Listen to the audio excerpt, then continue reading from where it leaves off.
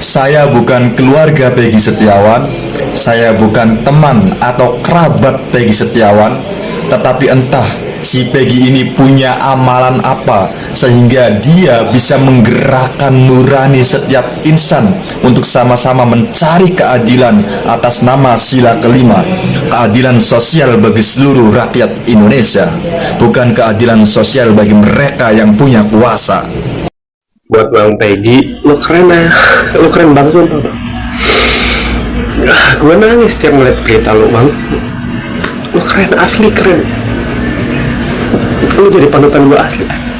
Emang dunia tuh kejam buat orang miskin bang. Semangat.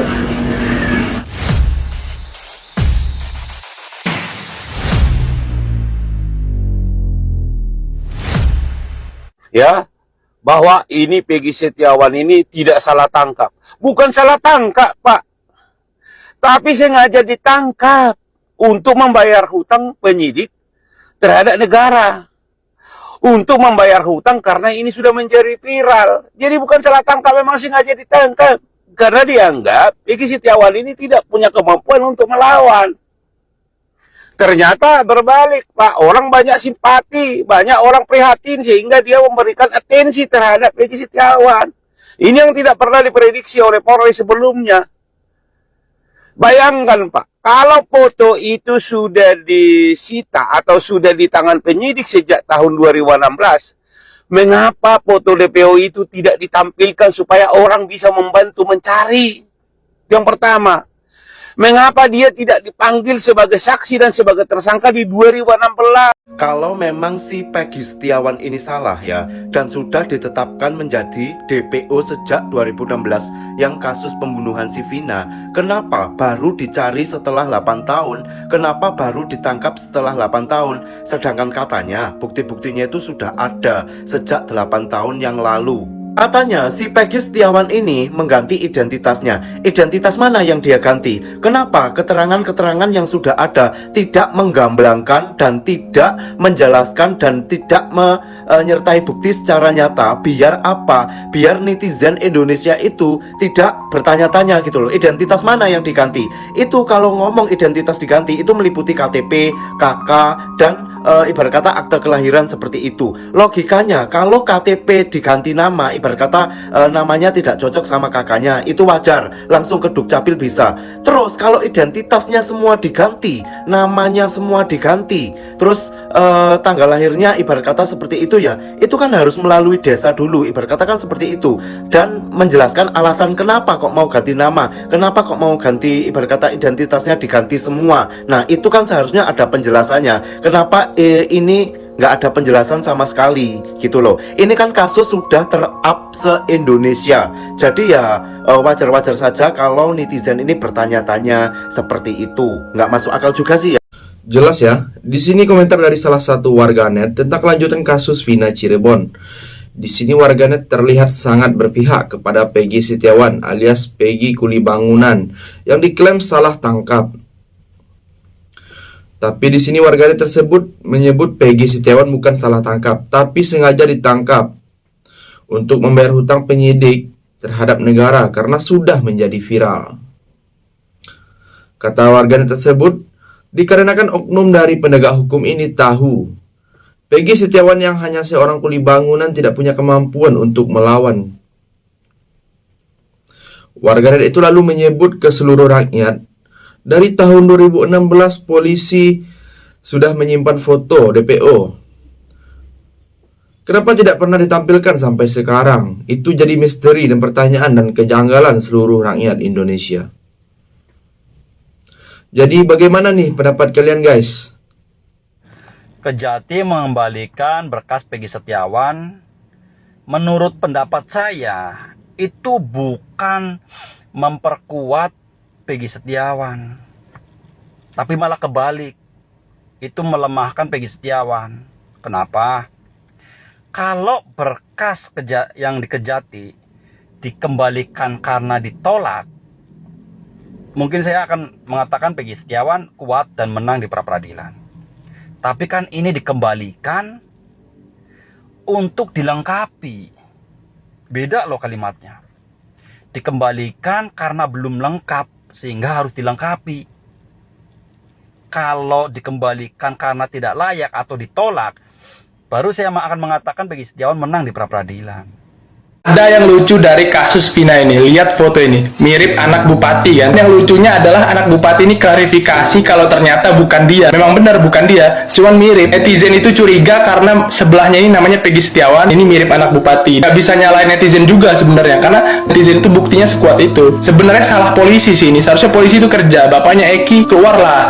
Anda itu punya dua tanggung jawab loh, bapaknya Eki. Anda itu sebagai polisi, tanggung jawab Anda. Kedua sebagai orang tua si Eki. Yang laporin pelaku kan bapaknya Eki. Yang nemu saksi aib bapaknya Eki. Jadi bapaknya Eki ini tahu semua sebenarnya, tapi nggak mau ngomong di media. Kenapa nggak tahu? Dan buat kalian yang masih nuduh anak bupati, gue ngasih saran nih sebagai netizen ya, kita berbagi saran lah. Kalau menurut gue ya nggak mungkin anak bupati, karena kasus ini itu udah sampai di tahap Kapolri. Jadi kalau seandainya anak bupati ya Kapolri tinggal tangkap aja bupatinya kan, beres. Nama Polri bersih, nggak disalahin lagi.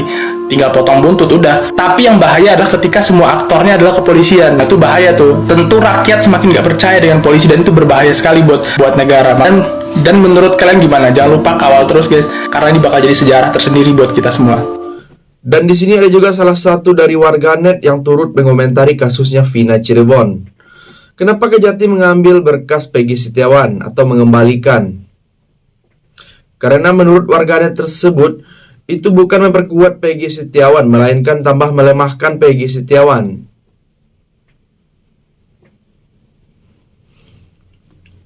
Karena kalau berkas yang di Kejati dikembalikan karena ditolak untuk dilengkapi, di sini kita lihat lagi warganet sungguh kecewa dengan kepolisian dalam kasus Vina Cirebon ini. Jadi, warganet itu meminta bapaknya si Eki. Eki itu korban bersama Vina. Warganet itu meminta bapaknya Eki keluar dan buka suara. Warganet itu mewanti-wanti bahayanya adalah ketika semua aktornya adalah kepolisian.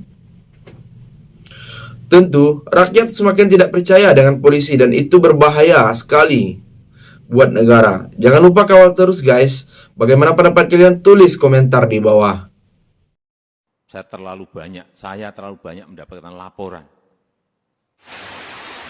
Itu sangat benar Pak, dan kami sebagai masyarakat Indonesia ingin menyampaikan kepada Bapak dan juga Komisi 3 DPR RI, karena kami sangat mencintai Polri dan institusi Polri itu sendiri. Polri ini harus dibenahi secara keseluruhan, mulai dari SOP penanganan tersangka yang sudah ditangkap, ini harus dibenahi. Tersangka yang sudah ditangkap tidak boleh berdekatan tempatnya atau satu tempat dengan para penyidik. Ini untuk menghindari penyiksaan ataupun intimidasi, sehingga kami sarankan agar para tersangka ini dipisah, ditempatkan di satu tempat yang sangat dijaga dan tidak bisa dimasuki oleh siapapun.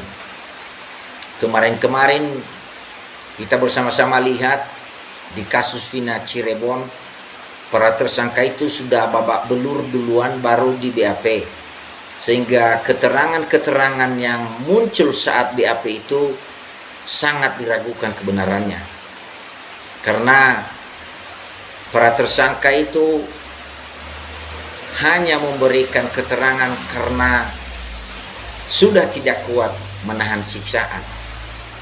Ya, bisa dikatakan seperti itu. Kedepannya ini harus diubah agar keterangan-keterangan yang tertuang dalam BAP itu bisa dipercaya. Bagaimanapun putusan hakim adalah bersumber dari keterangan-keterangan yang digali penyidik. Maka ketika penyidikan itu, pengambilan BAP itu sudah tidak murni, maka keputusan hakim juga ikut keliru. Tak sampai di sini, ada lagi warganet yang turut mengomentari kejanggalan dari kasus Vina Cirebon.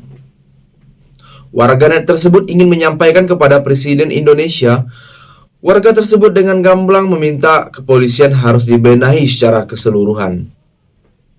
Warganet tersebut meminta agar tersangka yang sudah ditangkap tidak boleh satu tempat dengan penyidik dan menghindari penyiksaan dan intimidasi.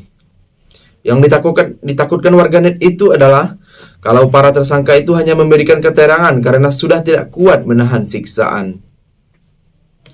Jadi, bagaimana pendapat kalian guys? Silahkan tulis komentar sebanyak-banyaknya di bawah. Saya dari YouTube channel Segunan TV pamit. Sampai jumpa.